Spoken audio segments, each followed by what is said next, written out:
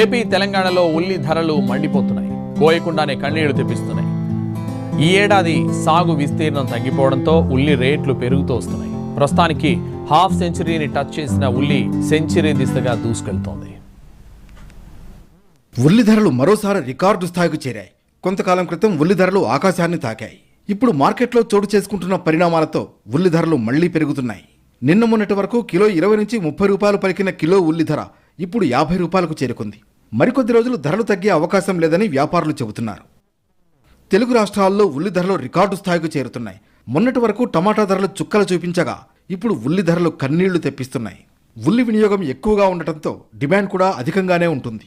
హైదరాబాద్తో సహా ఏపీలో విశాఖ, విజయవాడ, కర్నూలు మార్కెట్లోనూ 50 రూపాయల వరకు అమ్మకాలు జరుగుతున్నాయి. ధరలు పెరుగుతుండటంతో వ్యాపారులు ప్రస్తుత డిమాండ్ను సొమ్ము చేసుకునే ప్రయత్నం చేస్తున్నారు.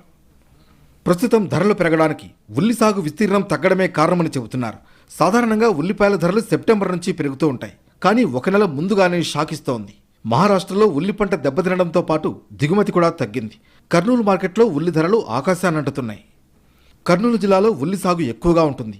కానీ ఏటా 30,000 హెక్టార్లు పండే ఉల్లి ఈసారి 9,000 హెక్టార్లకే పరిమితమైంది.